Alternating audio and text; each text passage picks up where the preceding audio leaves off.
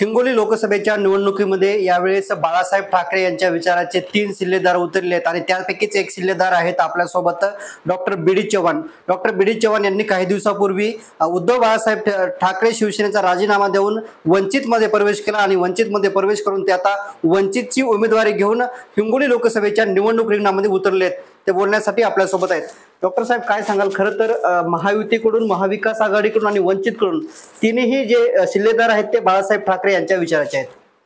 नाही, कदाचित आपल्याला माहीत नसेल की मी 1995 ते 2005 पर्यंत आणि 2005 ते 2009 पर्यंत फुलेशाह आंबेडकरी विचाराचा जे पक्ष आहे, मी सध्या बाळासाहेबजी आंबेडकर यांच्यासोबत 10 वर्ष आणि नंतर 5 वर्ष मी बहुजन समाज पार्टीच्या सोबत 5 वर्ष, असे 15 वर्ष मी त्या विचारांनी घातलेला कार्यकर्ता आहे. नंतर मी शिवसेनेमध्ये 15 वर्ष काढलेत.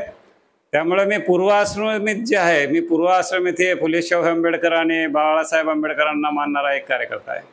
बरं, कुठेतरी आता आपण बघत असाल तर मागच्या काही दिवसापासून हिंगोली लोकसभेमध्ये चर्चेचा विषय झालेला आहे. महाराष्ट्रभर चर्चा झाली. विद्यमान खासदार हेमंत पाटील यांना उमेदवारी दिली.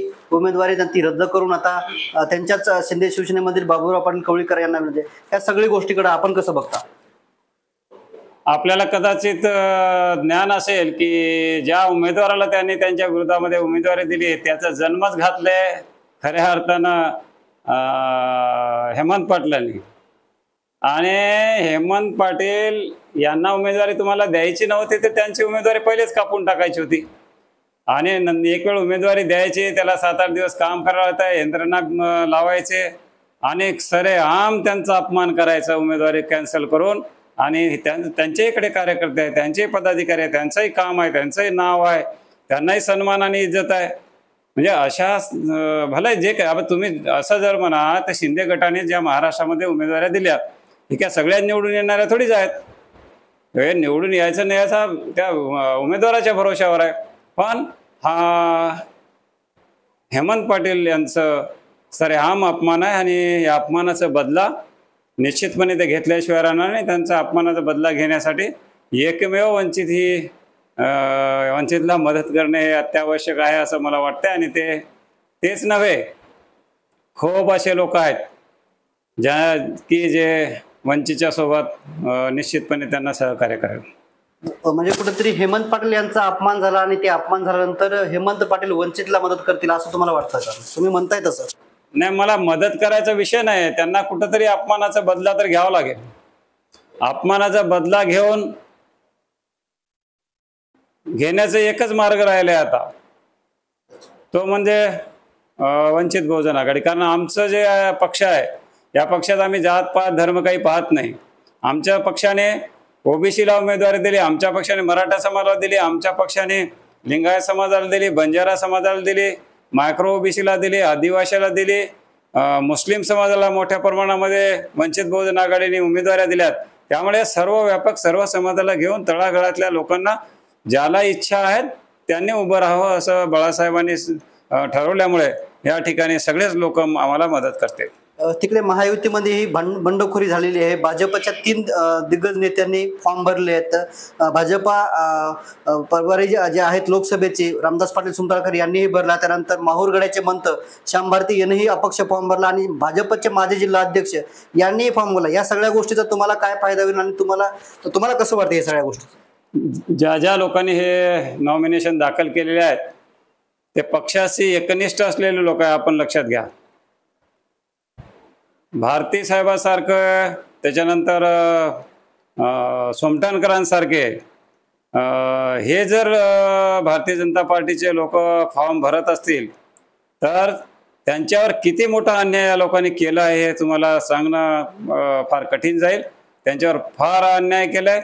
जो माणूस, जो उमेदवार तुमचा नाहीच आणि त्याने कधीही मी लोकसभा लढवतो म्हणून सांगितले तशा माणसाला उचलायचं आणि दनादन हिंगोली लोकसभेच्या जनतेवर आदळायचं.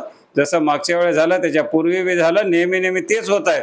आता लोक ते सहन करणार नाही. त्यांना माहीत आहे वंचितचा उमेदवार डॉक्टर बी.डी. चव्हाण या मतदारसंघामध्ये मागच्या 25 वर्षापासून तिकीट मागत आहे. 2 वेळेस लोकसभा लढवली आहे. आता मला ते न्याय देतील आणि मला लोकसभा मतदारसंघाच्या जनतेची 24 घंटे सेवा करण्याची संधी देईल अशी मी त्यांच्याकडून अपेक्षा करतो. काय प्रचाराला कधी सुरुवात होणार आहे आणि तुमच्या प्रचारासाठी कोण कोण येणार आहे? प्रचाराला तर आम्ही 2 दिवसापूर्वी चालू केले. आज आम्ही सगळे तालुकानिहाय बैठका आम्ही आज घेणार आहोत रात्री 2-3 वाजेपर्यंत. उद्यापर्यंत आमची पूर्ण कार्यकारिणी सज्ज राहील आणि उद्या सकाळपासून मी दौऱ्यावर बाहेर पडणार आहे. आणि प्रचारासाठी कोण कोण मोठे दिग्गज? बाळासाहेबांची आम्हाला 3 सभा लोकसभा मतदारसंघामध्ये भेटले. त्यामध्ये एक प्रामुख्याने हिंगोली असेल, दुसरी उमरखेड आणि तिसरी जी सभा आहे हिमायतनगरला असेल. अंजलीताई आंबेडकरांच्या 3 सभा आम्ही मागितलेल्या आहेत, ते भेटतील. एक वसमतला, दुसरी कळमनुरीला आणि तिसरी जी आहे माहूरगडावर. आणि तिसरे जे आमचे नेते आहेत ते सुजातजी आंबेडकर आहेत. युवकांचे प्रेरणास्थान आहेत. युवकांची महारॅली ते काढतील आणि 3 ठिकाणी त्यांच्याही सभा आम्ही केल्या. रेखाताई ठाकूरजी असतील आमच्या जिल्ह्याचे महाराष्ट्राचे अध्यक्ष आहेत. आणि विमुक्त भटके बलुतेदार समाजाचे जे काही नेते आहेत त्यांची यादी माझ्याकडे आलेली आहे. 10 ते 20 लोक मोठे जे महाराष्ट्रामध्ये नाव गाजलेले जे लोक आहेत ते सुद्धा या प्रचार दौऱ्यामध्ये सामील होणार आहे. निश्चितच हे होते डॉक्टर बी डी चव्हाण. लोकसभेच्या प्रचारासाठी बाळासाहेब आंबेडकर यांच्या जे आहे ते हिंगोलीमध्ये 3 सभा होणार आहेत. त्याचबरोबर खासदार हेमंत पाटील यांना त्यांची उमेदवारी कटल्यामुळे त्यांना जर बदला घ्यायचा असेल तर त्यांनी वंचितला सपोर्ट करावा असाही सल्ला डॉक्टर बी डी चव्हाण यांनी हेमंत पाटील यांना दिलेला आहे. कॅमेरामॅन ज्ञानेश्वर वानखेडेसह मी रमेश चेडके, TV9 मराठी, हिंगोली.